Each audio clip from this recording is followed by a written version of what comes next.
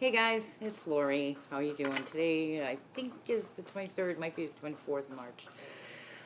So I had made a video a couple days ago about true crime and the way that I work with it sometimes. I've dealt with some missing persons, some murders that we knew the person was murdered, but we didn't know where they were, that kind of thing.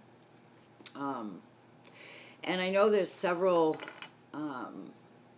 really, there's always something going on, whether you hear about it or not. I know there's been several big ones recently, especially going around YouTube, and um, one of them's really fascinating to me. Well, they all are. True crime is really fascinating to me. Mental health is really fascinating to me. Have you noticed that there seems to be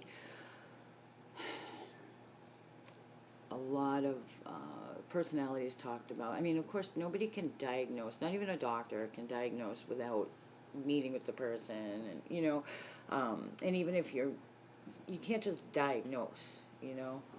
But we can notice certain things. And just because somebody has different traits doesn't mean they fall into a specific category. Like somebody might have narcissistic traits, but not have narcissistic personality disorder. Or some people are just arrogant and narcissistic, and they don't have a personality disorder. You know what I mean? Some people might be really fearful of abandonment, but they don't have BPD. You know, so that's you get into a really dangerous territory when people start diagnosing. And I noticed and maybe it's because of the internet. That seems to be a trend lately. Although I don't know if there's more arrogant narcissistic people or if it just seems clearer. I know with the recent shifts in energy, like I've been talking about for months, masks are falling. We're being called to a higher awareness, a heightened awareness within ourselves, looking at the people around us. And it seems like at the same time, like things started to get a little better, a little moving in a more of a positive direction. It's like, okay, we've seen those around us, we're seeing ourselves. For the people that have done the work, it seems like things are becoming more clear. And then we get hit with the lockdown, the worldwide scare of the virus. I'm not saying it's not real by calling it a scare. I'm just saying, this shook up the energy. Um, but it appears that aside from the virus itself, the energy that was created, now we have a lot of heightened fear that created energy, then loss of money that created more fear, anger, all kinds of stuff. But it appears that the masks completely dropped. And especially for those who have not been working internally or maybe aren't even energy aware or whatever, um, the true colors are really showing. True colors are showing either way, whether they're pretty true colors or not pretty true colors. So, I remember one case. I just wanted to tell a quick little story time. And I know I'm jumping all over the place, but where this young man, this was many, many years ago. Gosh, this was probably 30 years ago. There was a young man who had threatened suicide and taken off, and I got a call to help find him. This is really frustrating about what I do, the gifts that I have. This can be one of the frustrating things. So he happened to take off in an area that is well known to me. It's where I grew up. It's the city I grew up in. And I could see clearly where he was. See, what happens with me is I can either jump into that person, if it's a murder, whatever. Sometimes it's the perpetrator, sometimes it's the victims, and whatever. And it's like an ability to empathize, not necessarily sympathize, but empathize, feel what they're feeling, see what they're seeing, that kind of thing. So I could see where he was. I could see his exact surroundings, but I couldn't that together with where he was, and it was very frustrating because, like I said, this wasn't an area that was unknown to me, and this has happened since with other cases, but this one was like a lot of pressure because he had threatened, but nobody knew if he actually did it yet. So this woman also had an officer that was a friend of hers that was looking for him, actively looking for him. It wasn't like the police department was, but this officer was. She was. I was. My other friend was. And I had pinpointed him to a certain lake. We have a lake that's like right in the city. But that lake is pretty big. It covers 3 or 4 towns.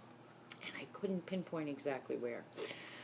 And then at one point while we're in the car, not the woman that had called me, but her friend and I were in one car driving around. I was kind of like the GPS. Now this is back in the late 80s, I think. We ended up finding him. But at one point, I'm in the car and it's like, I just heard it clearly. Like this ringing, like boom, and then ringing.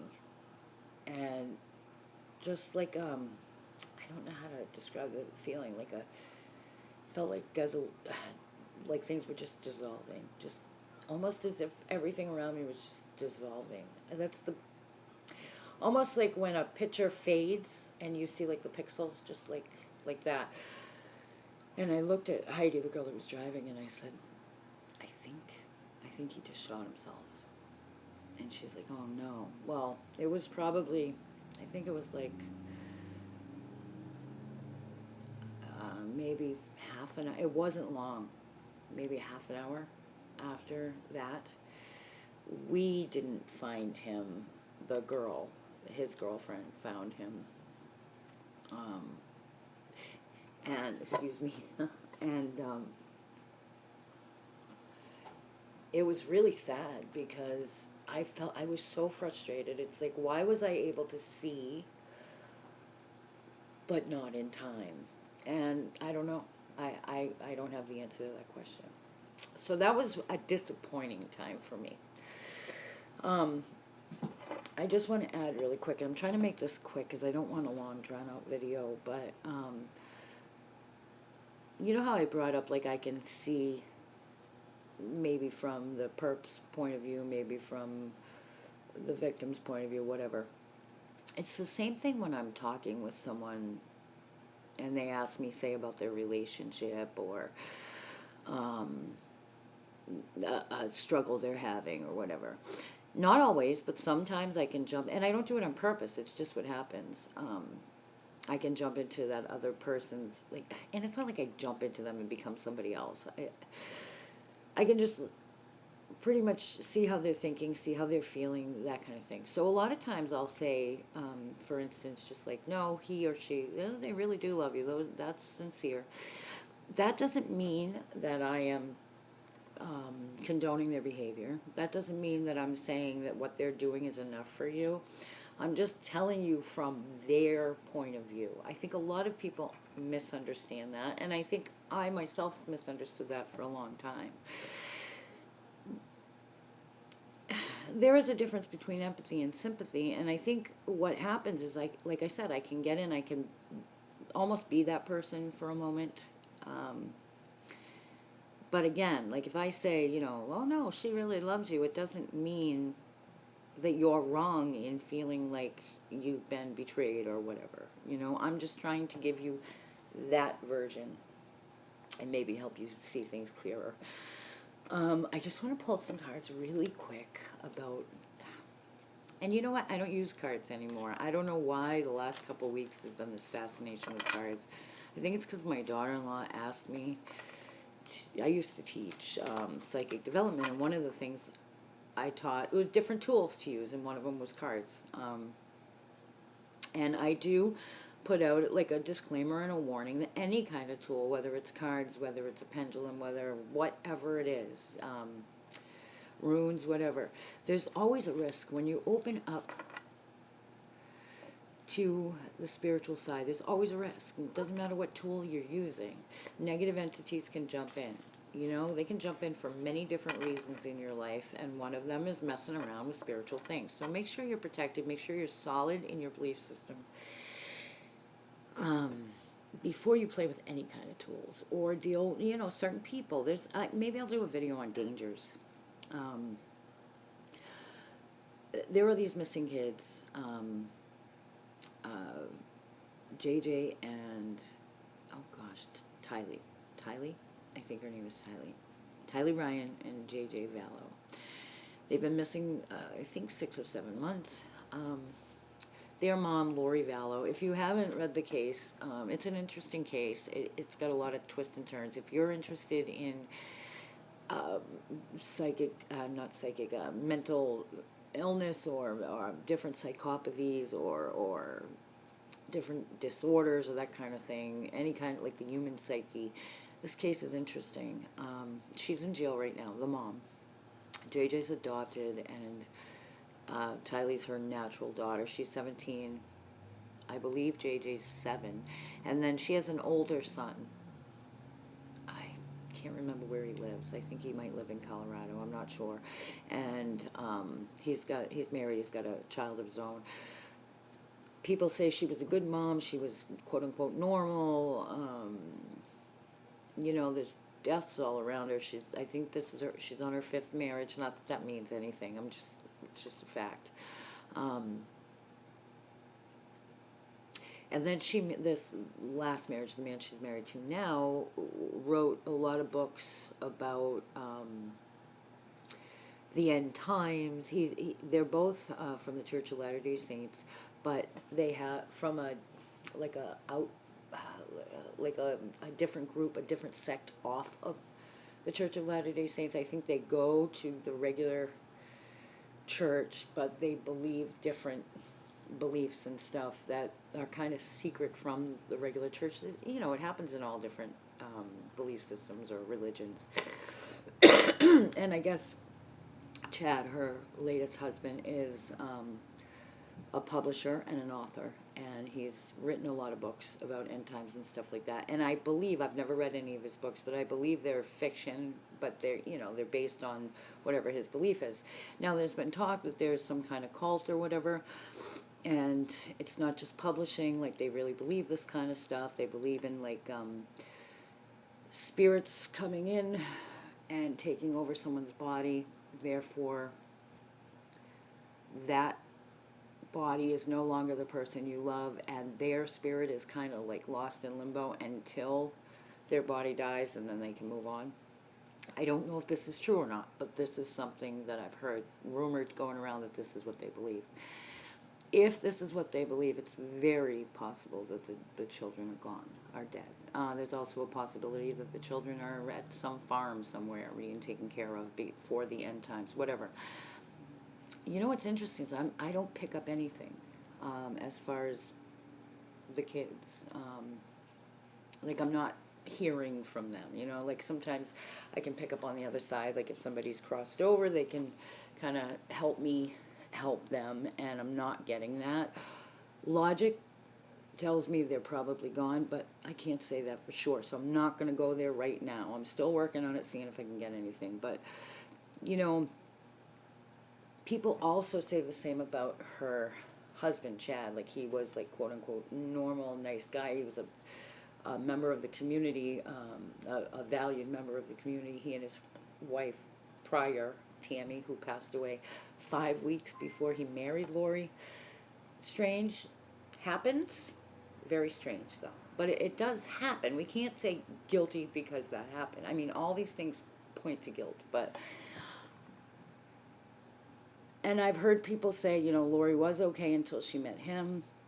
I don't believe that.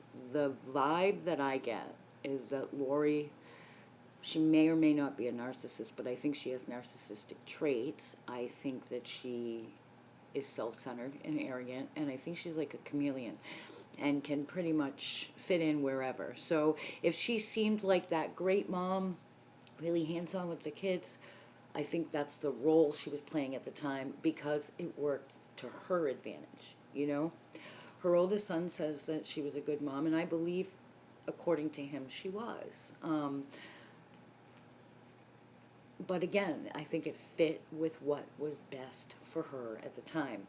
Now, Chad, her new husband, is he also something wrong? I think so. You know, sometimes people can be like really sick or really twisted. And you know what I feel with Lori? I feel like emptiness. Like there's nothing inside. Like she just goes around playing a role through her whole life, whatever works best for her. And she's succeeded thus far, but there's really like nothing there. That's what I feel for her. And you know what? If there's nothing there, then you're wide open to all these negative forces coming in. That's what I think about Lori. As far as Chad, I think he's probably pretty arrogant. He likes the attention. He likes to be the leader. I think he believes the stuff that he writes about. Again, he was a valued member of society. I think he was. His children will tell you he was a good dad. And I think he's also very arrogant and stuff. But I feel like, you know, when sometimes somebody can be like empty and arrogant and selfish and self-centered like Lori, and then, you know, need for attention and arrogant and need that constant stroking like Chad. And together they go through life. I mean, separate they go through life and they go through life. And then you bring them together and it's a disaster. And I kind of am thinking that's what happened here. I know a lot of people, I've heard just different opinions, blame Chad, say Lori was fine before him, or vice versa, Chad was fine before her. I don't think so. I think together they're horrible. But I don't think Lori was okay before Chad or vice versa, you know. I do think that a lot's going to come out in this case. And I know I'm not giving any psychic information right here. It's not anything that hasn't been said already. I'm just telling you what I feel about Lori mostly. Chad's kind of in the background right now. And I think Chad has a way of like blocking himself to people kind of psyching in on him, where Lori's more like, yeah, here I am, I'm awesome, I can fool anybody. That's how I think. I do think he kind of puts up this wall. So he's a little harder to get deep into, but I'm still working on it. And like I said, I'm working on where the kids are, whether it's their remains or whether it's them. Hopefully it's them, but it's not looking good. But I'm not going to say either way because I'm not getting it either way. But I'm going to keep working on it. And this is going to go up as number 2 and like the psychic crime stuff. And I'm going to tell you a few more stories about things that have happened. If you have, right now I'm currently working on a current missing person. And I'm going to be in touch with the family later. I'm not going to say names or anything until or unless the family wants to be interviewed or wants me to talk about it, then I will. But right now it's an active investigation, and I'm working on that. So I've got that going on. And I want to tell you about some other ones, so if you're interested, let me know. And yeah, if you have anybody missing or if you need help with anything, shoot me an email or whatever. And as far as just like regular life and that kind of thing, right now, today I have $25 email questions. They're normally $35, and $20 off of a video or phone session. And I'm doing the $20 off for the full, and for the half hour. For the 15 minutes, I can't do $20 off. But yeah, give me a call or shoot me an email, and I'll get back to you as soon as I can.